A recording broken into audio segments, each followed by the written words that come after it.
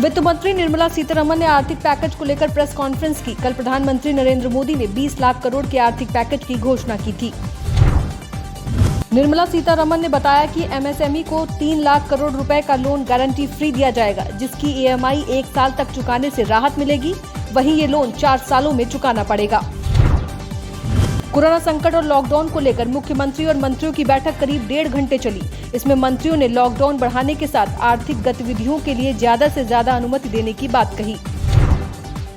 CM Yogi Adityanath ने अधिकारियों को श्रमिक और प्रवासी कामगारों को किसी भी दशा में पैदल न चलने के आदेश दिए। उन्होंने लैंड बैंक की स्थापना की कार्ययोजना बनाने के भी आदेश दिए। एसएस होम अवनीश अवस्थी ने आज की प्रेस कॉन्फ्रेंस में बताया कि हॉटस्पॉट पर सतर्कता बरतने के सख्त निर्देश दिए गए हैं। साथ ही प्रदेश में पीपीई किट, मास्क के निर्माण की भी जानकारी दी।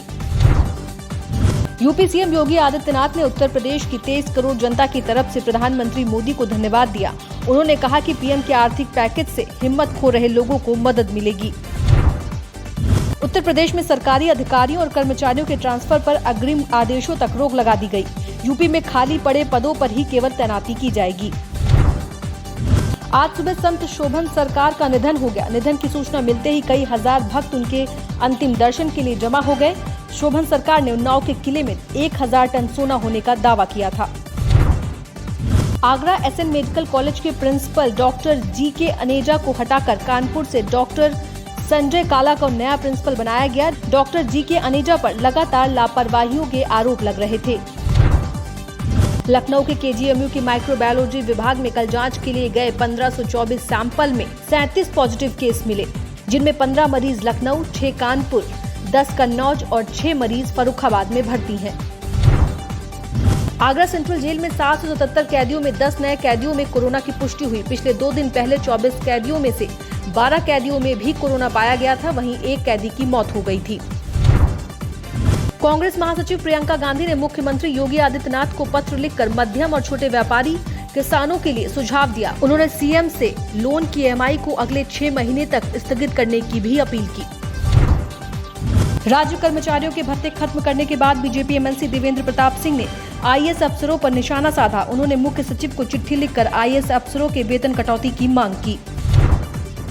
पीएम के संबोधन पर मायावती ने ट्वीट कर कहा कि भारत को आत्मनिर्भर बनाने के लिए प्राइवेट सेक्टर की बजाय सरकारी सेक्टर में विकास करने की जरूरत है, तभी गरीबी जैसी समस्याओं का समाधान होगा। सपा सुप्रीमो अखिलेश यादव ने ट्वीट कर यूपी सरकार पर हमला बोला। उन्होंने सरकार पर निशाना साधते हुए कहा कि सरकार गरीबों को अनदेखा कर रही है। गोंडा में घाघरा नदी में ट्रेजिंग के नाम पर लगातार अवैध खनन किया जा रहा है। दूसरे जिलों में अवैध तरीके से बालू सप्लाई करने पर राजस्व टीम ने डीएम को रिपोर्ट भेजी है। कन्नौज के छिबरामऊ इलाके में मुंबई से लौटे 5 लोगों में एक साथ कोरोना की पुष्टि से हड़कंप मच गया, जिसके बाद जिले में कोरोना मरीजों की संख्या बढ़कर 12 हो गई।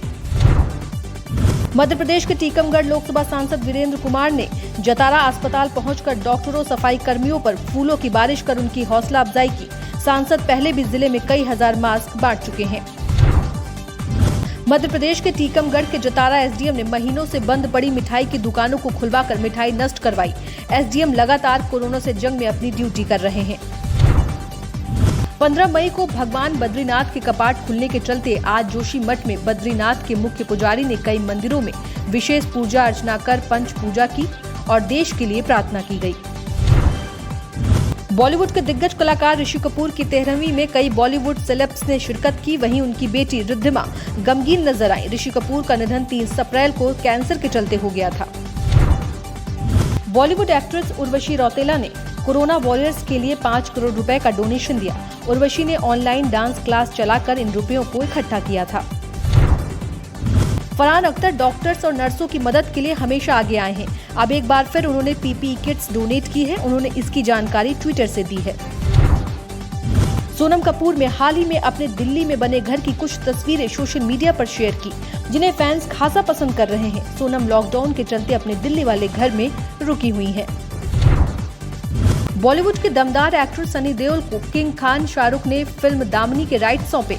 सनी अपने बेटे करण को लेकर दामिनी का रीमेक बनाने जा रहे हैं।